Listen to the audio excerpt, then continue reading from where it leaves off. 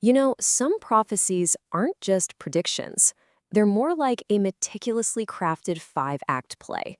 And today, we're diving into one of the most epic of them all, the Gog-Magog Prophecy. We're going to break it down not just as a future event, but as a piece of divine architecture, a grand drama where every single character, every scene has a purpose. Let's get into it.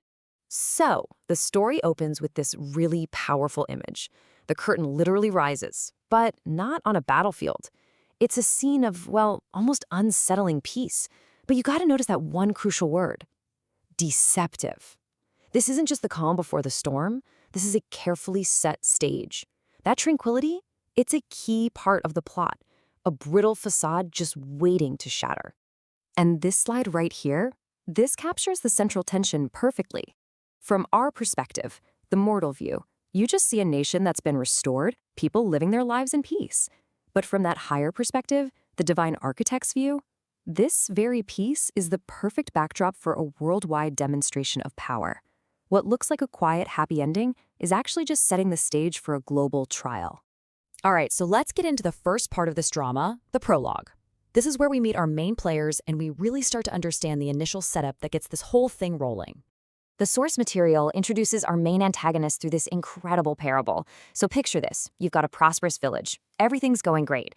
And then a warlord from the north, this guy named Gog, sees all this abundance and he's drawn to it.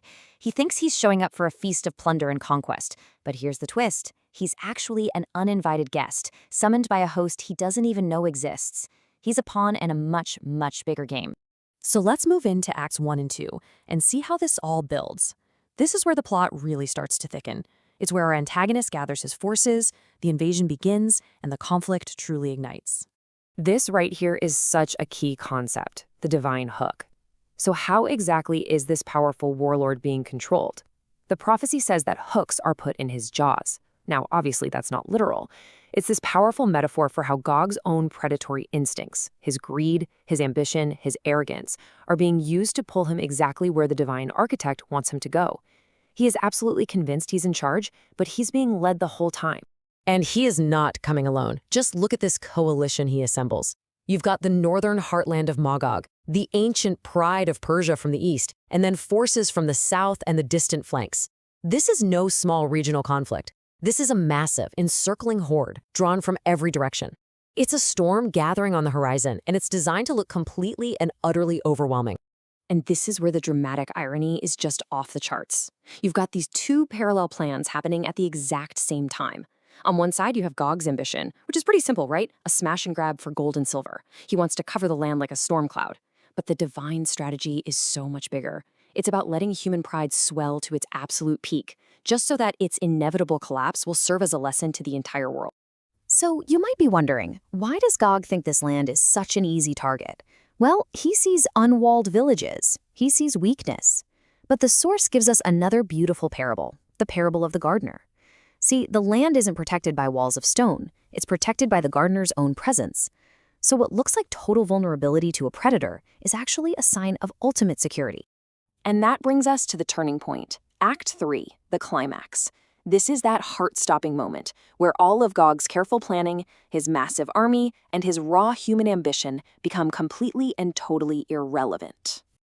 The response isn't a human army, it's a cataclysm. First, a massive earthquake that shakes the mountains themselves. Then, a supernatural confusion, the sort of confusion that turns his soldiers against each other. Then comes a storm of fire and hail from the heavens. And finally, pestilence and bloodshed to finish the job.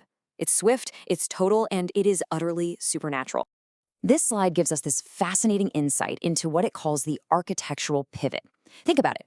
The coalition's greatest strength was its sheer size, its numbers, its diversity.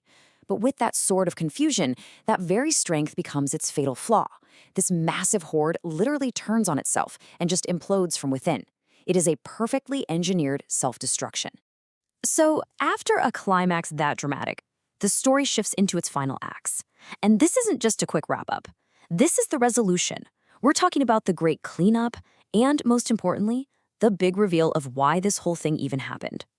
The scale of this defeat is almost impossible to wrap your head around, but to get a sense of it, just consider this number. The victors won't need firewood for 7 years. 7. They'll just burn the leftover weapons from Gog's army. Now, this isn't just about fuel. It's a monumental statement about the sheer volume of military hardware that was made useless in an instant. And then there's the human cost. It's going to take 7 months, the entire nation, to methodically bury the dead. This is described as this somber, almost liturgical act of cleansing the land. It's a powerful symbol of a people coming to terms with the scale of their deliverance, making sure every trace of that failed invasion is gone and the land is made holy again. So why? Why did all of this have to happen? What was the point of it all? Well, this slide lays out the 4 key revelations. First, a global recognition of divine power. The whole world sees it and can't deny it. Second, a covenant restoration.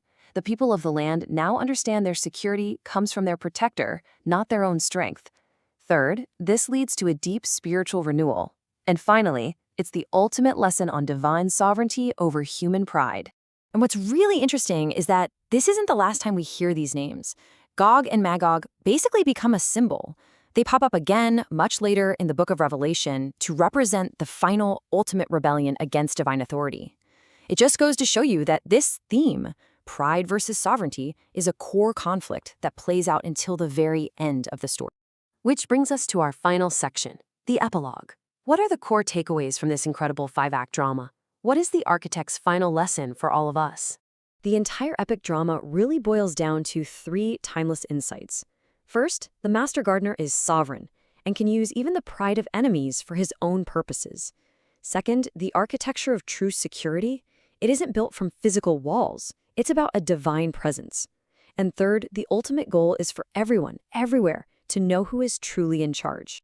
And that leaves us with this final, really crucial question.